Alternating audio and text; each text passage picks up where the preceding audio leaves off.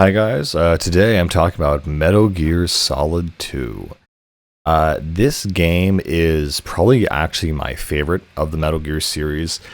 From the story alone, actually, it has some very interesting ramifications that even today, now, are still kind of coming through. And people have been talking actually a lot about this game in the past few years from the story perspective alone. So what is the setup for Metal Gear Solid 2, Sons of Liberty?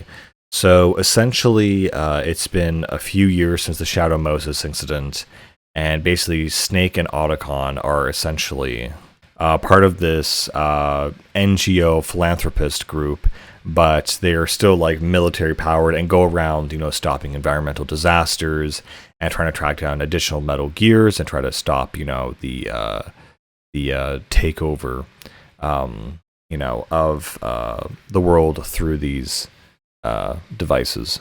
What's very interesting in this game is we kind of have the return of a villain somewhat, where very early on Revolver Ocelot announces his presence, and basically you're on this tanker mission as Snake, and basically he hijacks a Metal Gear. And what happens then is that tanker essentially is destroyed, and in addition to this, there is a giant oil spill in the bay by Manhattan in New York. And basically, what is created is this facility called the Big Shell, which is this facility to basically clean up the ecological disaster. Of course, what's funny though is that, of course, everything is a cover up, and the real reason behind everything slowly becomes revealed over time. The biggest issue that people had with this game in the beginning is that after that intro mission where you play as Snake, you are swapped out for a new character, Raiden, who you play as pretty much the majority of the game. And this was something that fans really did not like. They wanted Snake because he thought he was essentially the cool guy, and Raiden was this whiny little twink. Essentially, I guess that was the main issue. And so because of that, Kojima definitely took the feedback and ended up making Metal Gear Solid 3 Snake only, essentially. But it's funny that we had to go through that era. It kind of reminds me a little bit, honestly, of Halo 2. I think of Halo 2 all the time because they make you play as the Arbiter for half the campaign. And basically, a lot of people also hated that to an extent. So the setup is actually very similar to the story of the first game. A bunch of terrorists essentially take over the Big Shell, are claiming they can launch a nuclear warhead, and have also captured the president. And if they don't meet their demands, then they will, execute the presidents and launch the nuke. And I think they're asking for $1 billion or something around there, as well as the arm of Big Boss. And so this is where we get a little bit more into the story and history of who Snake actually is genetically, what makes a soldier, and his kind of history. But because we're playing as Raiden, there's kind of a different kind of aspect to the game, which is that where Snake was about the genes and what determines a human being, Raiden is about the memes. This is I know people kind of think about this with Metal Gear Rising, but this is a long-standing idea that Kojima has had between the two characters.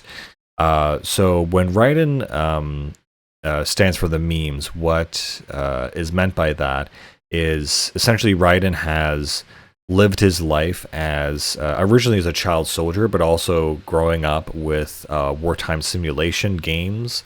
And in this universe, it's implied that the simulations are hyper realistic.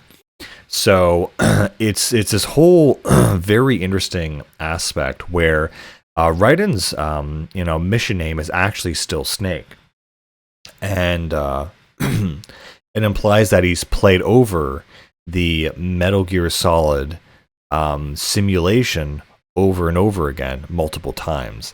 And this is a really interesting thing because it implies that the entire first game was actually a simulation in itself. And that's what I love actually about Metal Gear Solid 2 and the overall narrative is that it's constantly challenging the player's perception of, is this really Snake? Is this really Raiden?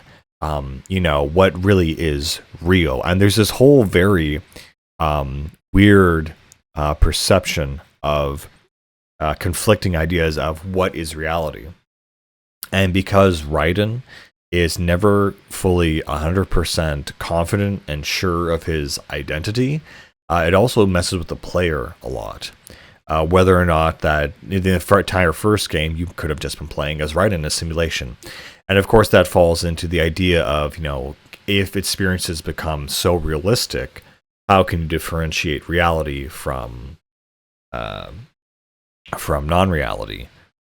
And essentially, what makes a soldier? Is it his training, or is it who he is as a person? And those are the kind of two things that are conflicted between Raiden and Snake.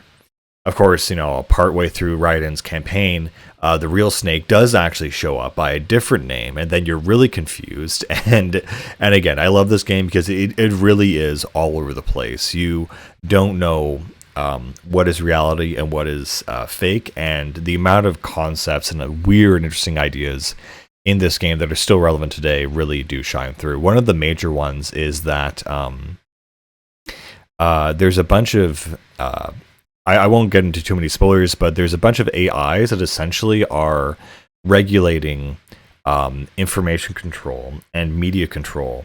And basically, they talk about creating context as a way to control the population of the United States, that they don't need nuclear weapons or things like this, but you just need to create the right narrative from the media perspective, and that's how you can control the economy and the people and everything else around it. And this was back in 2002, which is a very kind of interesting concept that I think a lot of people today might resonate with. But I think Metal Gear Solid 2 is really a milestone in terms of, I think, like video game philosophy, if such a term can even be said.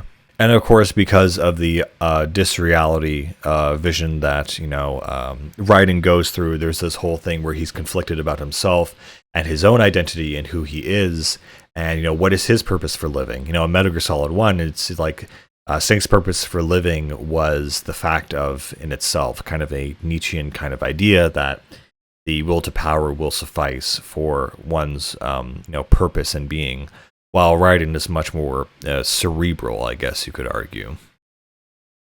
What's interesting is that this introduces, Russian special forces into the beginning of the game as one of the antagonists, and how the Russians play a role in this, kind of fantastical alt universe. And that gets much more explored in Metal Gear Solid 3, which is kind of the fan favorite of the series. Again, there are 4 separate bosses in this game that act as the 4 main terrorists. They are extremely bizarre and weird, and also the fight theme for the bosses in this game are also very strange and weird. I guess I'll talk about the music a little bit now. The OST for this game is good, but again, there's just a lot of weird beats. There's a lot of saxophones in this game. I don't know why, but there's just, it just hits slightly different, and it's just very kind of strange, I would say. Mechanically, in terms of gameplay, nothing really much has changed, actually, from the previous game. It just is more fluid now. You can peek around corners better and go into first-person mode easier. You'll do certain missions around the big shell, like getting bombs or little errands you have to run. There are certain parts of the ship that are slowly sealed off or destroyed. And also in this game, you also get some new weapons and a new arsenal of little toys that you can use. One of the coolest ones you actually get is kind of near the end of the game. You will see Raiden having a kind of sword, and that will be obviously a precursor to the Metal Gear Rising series, and it's a very cool design. And also the final boss fight of this game, I think it might be one of my favorite final bosses of the series, actually. It's a very, very cool battle in front of a pretty famous American landmark. And just everything about the dialogue and overcoming one's genes or memes about who a person is such an interesting theme.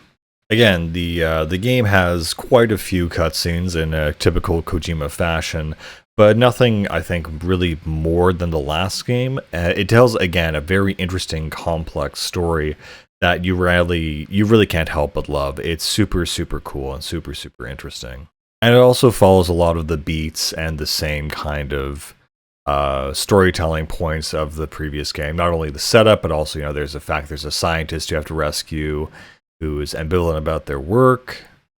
And the final boss has a huge monologue about meaning and what they're trying to accomplish. And it is funny that the Sons of Liberty are actually the name of the terrorist organization that strike back in this game. And this is the game that really introduces the Patriots, the kind of shadowy organization that controls everything from behind the scenes. Again, as to how close this game is to reality is up for debate. Anyway, guys, that's pretty much all I can really talk about this game without spoiling it. This is one of the best stories I've actually ever encountered in video games, and it's still, I would say, way more relevant today in terms of its gameplay, in terms of its storytelling aspects. But yeah, I will leave you guys to enjoy it for yourselves and find out. Until then, I will see you guys later. Bye.